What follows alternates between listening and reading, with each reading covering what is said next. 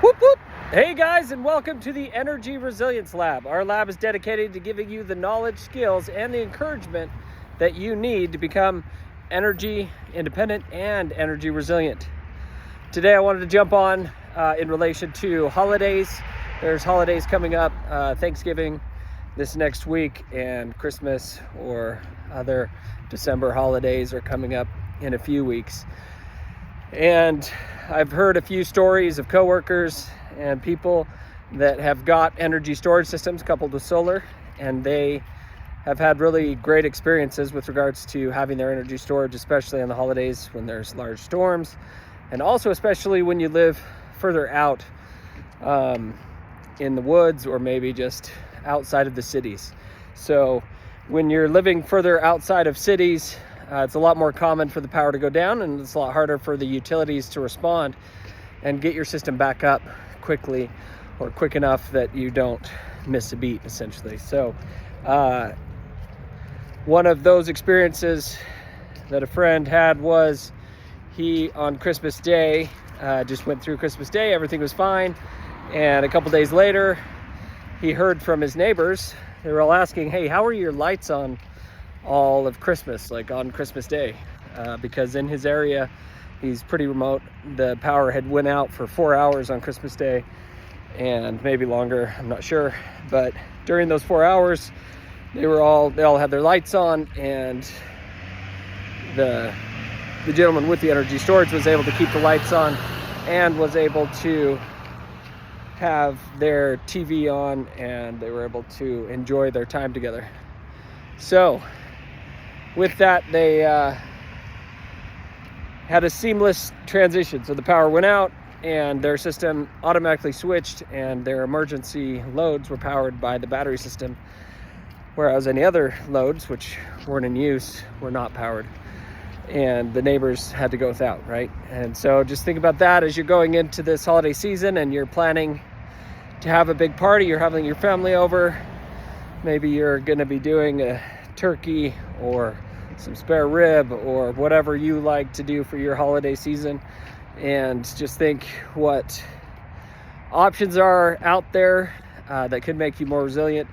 I mean, just if you provide, do some planning for your holiday, maybe you could have a backup of frying your chicken as opposed to cooking it in an electric oven or something like that, as to make it more resilient, to be more resilient, to be able to be successful in your ability to provide that party for your family and friends. But one other option is to just get an energy storage system that will handle it directly. I wanted to run through kind of the steps if you do want to do that. So if you want to do a home energy storage system and you're wanting to just kind of do some calculations on your own to kind of get you prepped to figure out how much energy storage you need, how much solar you would want, that would be done by getting your power bills. Usually you want to pick a critical case, so that would be a critical month. Usually that's going to be in July, August in most areas, because there's air conditioning. If you don't have air conditioning, there could be a different month that's more critical for you. But you can choose that month. So let's just take August as an example. So you've got air conditioning on a lot of the time and kind of the maximum duty cycle your home requires. And with that, the power bill is its highest and the energy used is its highest. So you take your total used, which could be 1 megawatt hour for that month. It could be much higher, much lower. Maybe it's only 500 kilowatt hour, but all you have to do is take that top line number and you divide it by 30, or the number of days in that given month. And then that is the energy storage requirement to have 1 day of backup on your home with your energy storage system. So maybe, like, I believe the average more recently is around 30 kilowatt hours per home per day, and that's average across all homes, apartments, everything.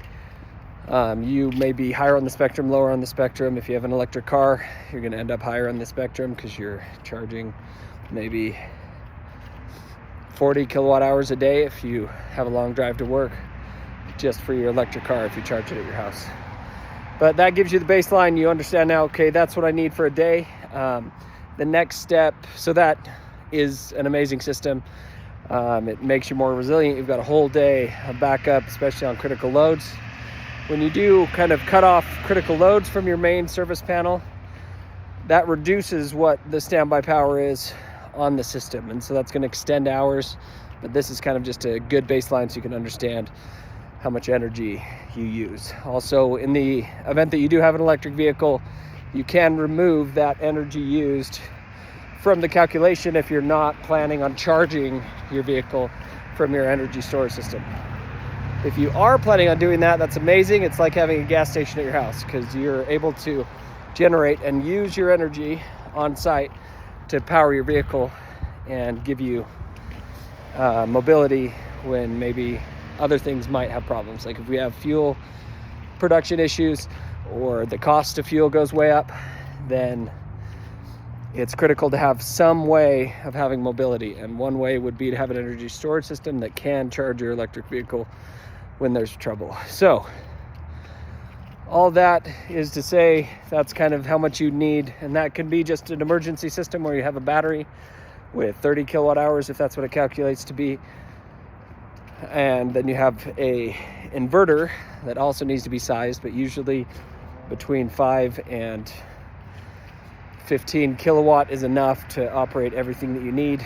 The electric vehicle throws kind of a wrench in that, because most chargers are going to, level 2 are going to take 6 kilowatt or so. But that gives you an idea of that. And then once you have the energy storage value known, then the